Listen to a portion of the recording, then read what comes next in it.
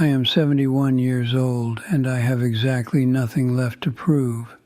That sentence used to terrify me. Now it's the only thing keeping me sane. 3 weeks ago, I sat across from a cardiologist who slid a piece of paper across her desk like she was handing me a parking ticket. She didn't rush. She didn't stammer. She just said, "Mr. Callahan, your heart has been compensating for a very long time. It's tired now, and so should you be."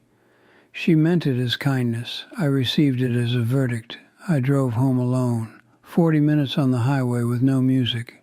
Just the sound of wind moving past a car carrying a man who suddenly understood, with absolute cellular certainty, that he had been living his entire life in the wrong direction.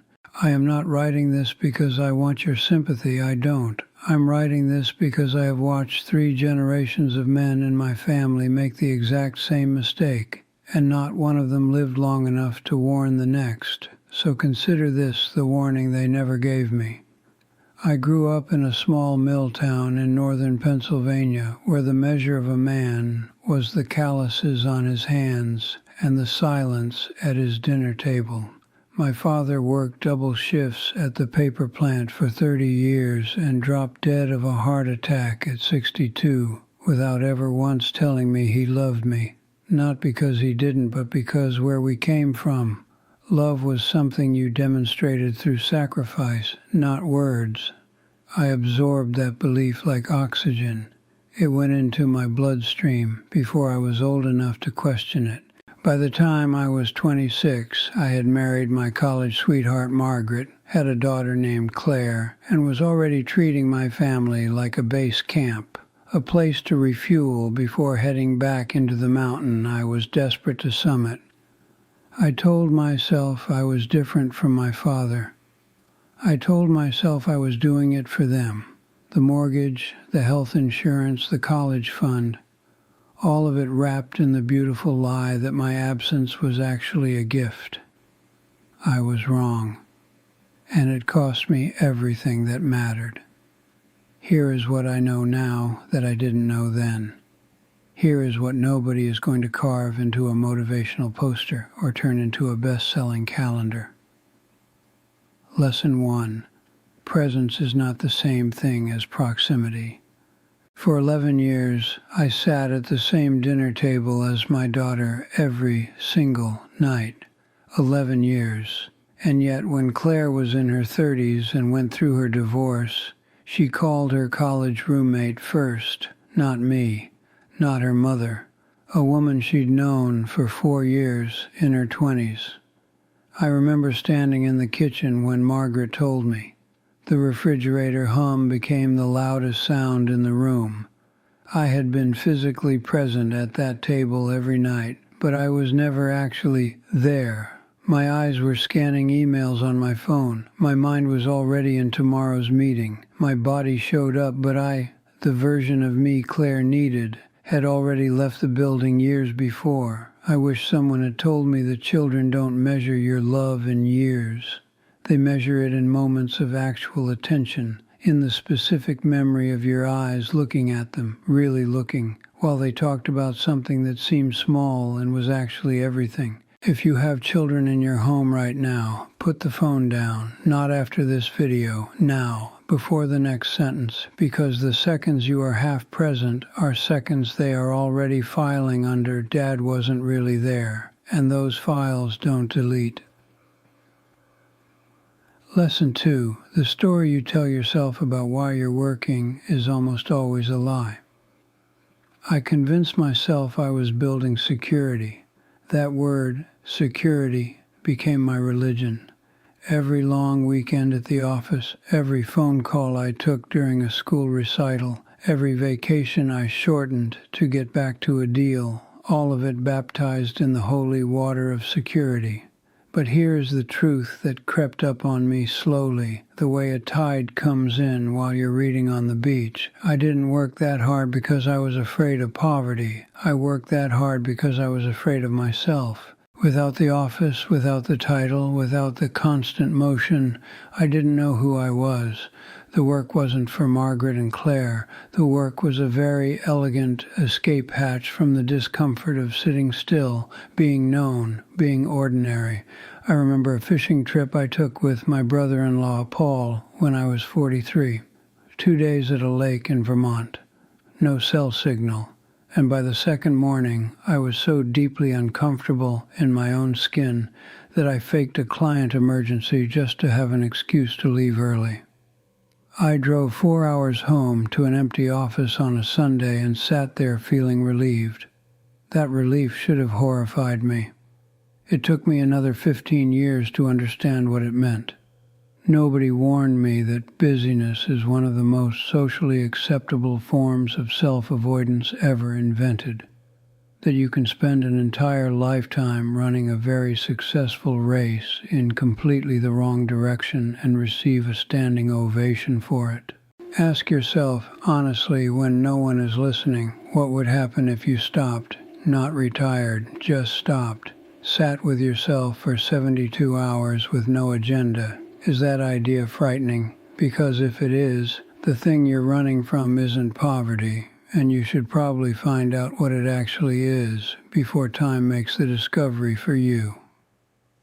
Lesson 3. Apology has an expiration date. There is a conversation I have rehearsed in my head approximately 10,000 times. It takes place in my daughter's childhood bedroom on a Tuesday afternoon in October 1998. She is 9 years old.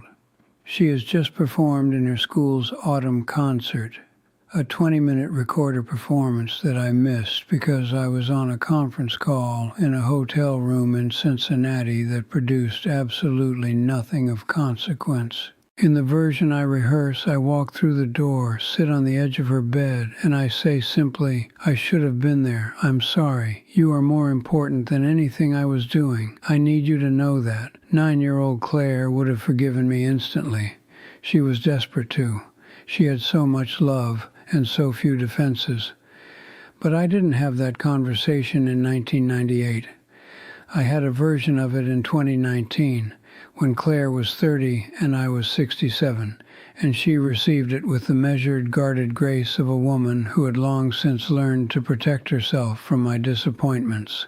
She was kind, she was generous, she also didn't cry, because the wound had scar tissue over it by then. That's the thing nobody tells you about apology. It doesn't just matter whether you say it, it matters when. A sorry delivered while someone still needs it has the power to heal. The same sorry delivered 20 years later, when they've already built walls and moved on and learned to be okay without you, it does something different. It closes a loop, but it doesn't open what was closed. I wish I had understood that apology, like medicine, can be too late to treat what it was meant to treat. If there is someone in your life right now that you have been meaning to call, to visit, to sit across from and say the thing you've been circling for years, please understand that the window is not permanently open. Say the thing. Today, before their heart hardens in places it didn't used to be hard, and before you are left rehearsing a speech to an audience that has already left the theater. Lesson 4. Joy is not something you earn. It is something you either accept or refuse. Margaret used to leave coffee on my desk on Saturday mornings. She'd brew a pot, bring it upstairs to my home office, set it next to my keyboard, and occasionally rest her hand on my shoulder for a moment before leaving without a word. This happened for probably 15 years. I took it in like weather. A pleasant condition I was barely aware of. She died 4 years ago. Pancreatic cancer, 14 weeks from diagnosis to the end. And I would give every professional achievement I have accumulated, every promotion, every contract, every industry dinner, to have one more Saturday morning where I noticed her hand on my shoulder and said, "Thank you for this. Thank you for being here. I see you." The joy was always there. She kept delivering it to my door. I just never answered.